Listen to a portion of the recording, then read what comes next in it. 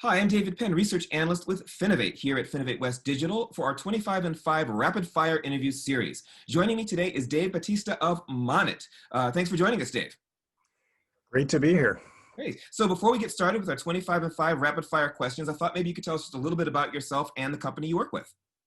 Sure. I have spent 20 to 25 years kind of living at the intersection of CX and data, and have worked for a long time kind of thinking about digital guidance tools and, really how a combination of people and algorithms can kind of best drive someone to feel better and work smarter. Hmm.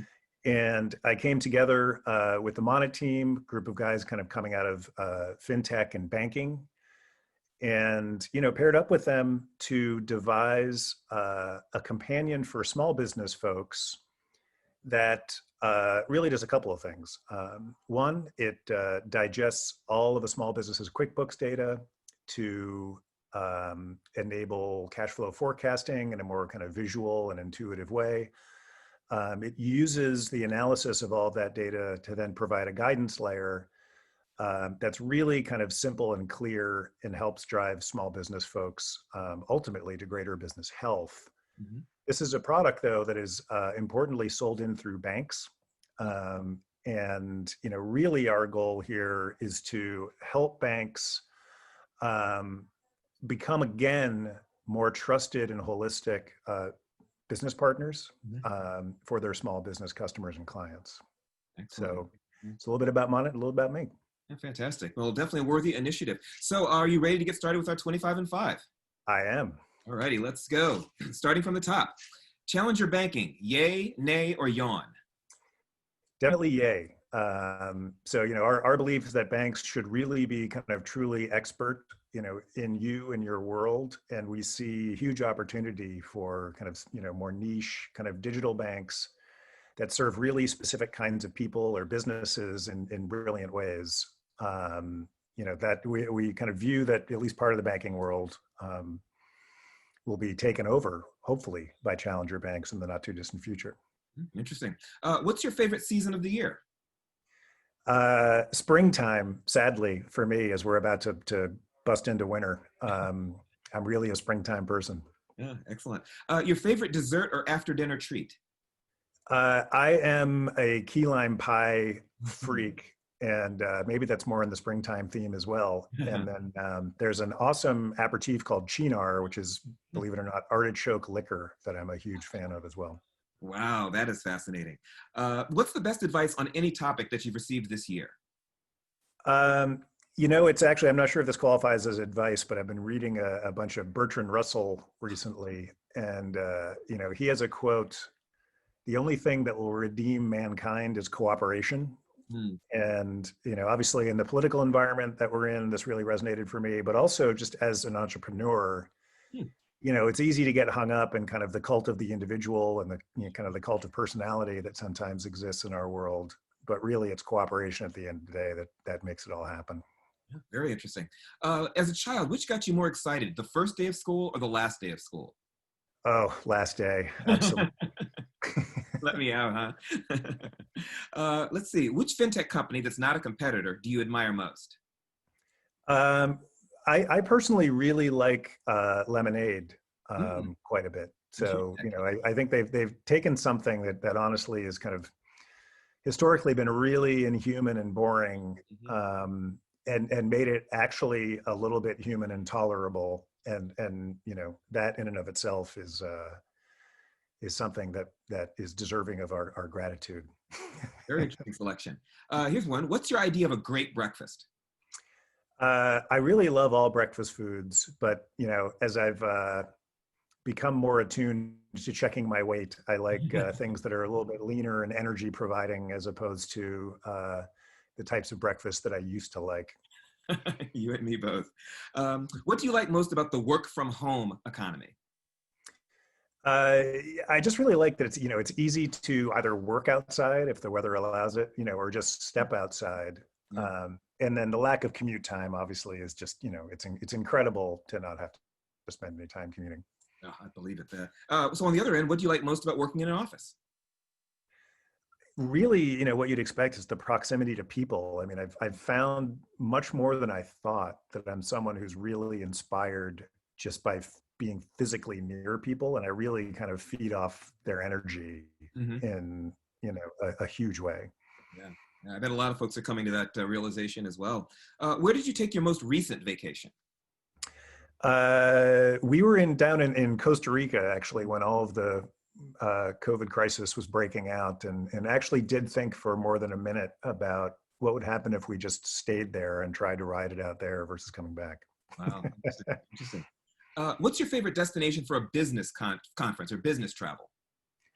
This may be skewed by COVID some as well, but I'm in Boston, but I'm increasingly nostalgic for time in New York. Uh, So I maybe wouldn't have answered New York to this question previously, but I miss it. yeah, very interesting. What's the last song you heard that you couldn't get out of your head? Um, Probably, if you remember the old Traveling Wilburys song, I think it was "Got My Mind Set on You," Ah, which is just, I think that song should be sort of stuck in the same places where we're keeping the last remaining smallpox virus. But, excellent. You have a championship trophy tucked away that nobody knows about. What did you win the championship in?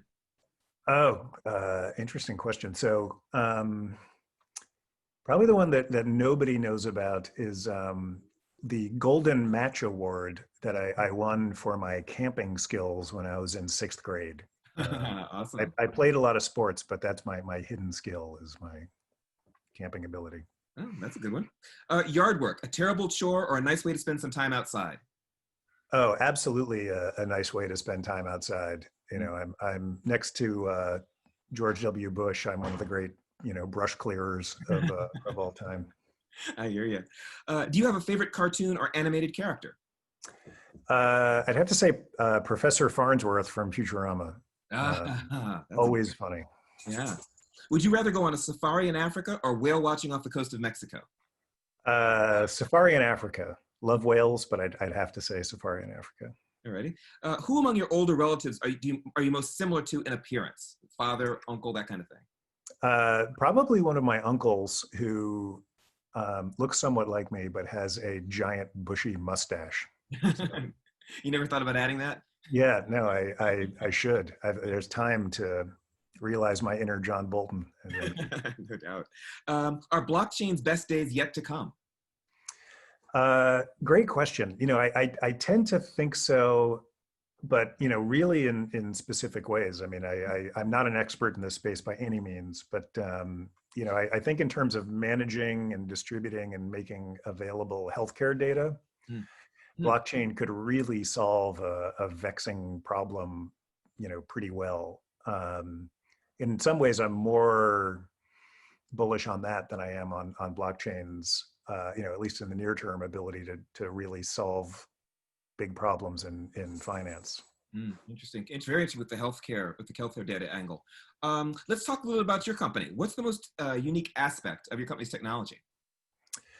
It's really the technology piece of it. It's driven off of a Bayesian logic approach. So we're digesting data, we're looking for insights and connections, and um, you know prepping for a world where ML is certainly useful, in what we're trying to do.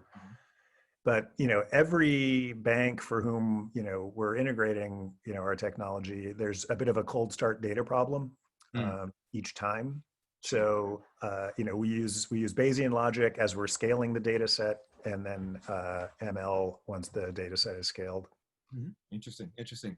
What would you say are your primary customers? I think you mentioned banks. That's right. So the ultimate end user, we really look at in two ways. Clearly we need to make an experience that fits the lives of real small business folks, that is frictionless, that allows them to have the numbers and guidance they need in their pocket at all times. But what we're really also trying to do is allow banks to kind of once again become holistic partners to their small business clients. Mhm. And because we allow banks to, see into cash flow data, the banker is much better equipped to offer timely guidance, to sell more effectively, market more effectively, when they really have that window on the kind of moment to moment performance of the small business. Mhm. Um, to your very first question, about challenger banking, this is coming, and banks are really going to need to step up their guidance game in pretty meaningful ways, and being able to view what's happening from a cash flow basis and in a moment to moment way opens up all kinds of opportunities for banks to really guide and serve as opposed to just selling. Absolutely, definitely. What would you say is the most important thing about building a strong fintech team?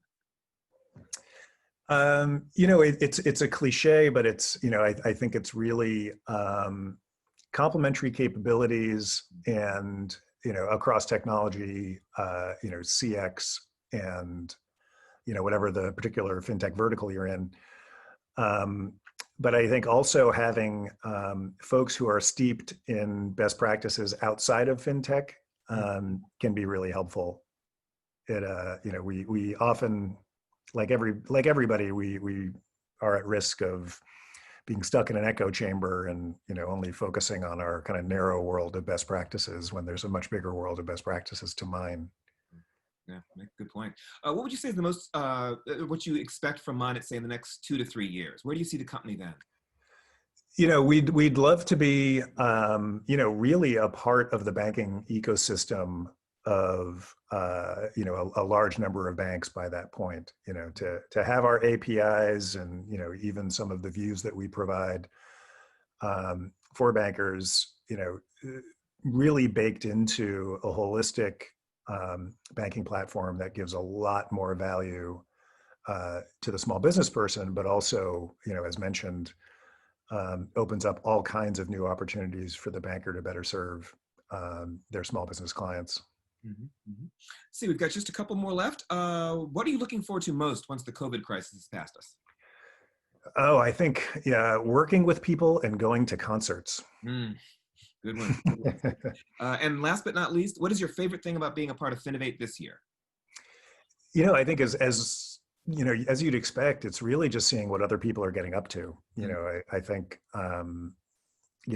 we've participated a little bit in the past, and always come away really energized by the kinds of things that we see other people doing. And Finovate casts a really interesting wide net, kind of across fintech, and we always find things that inspire us.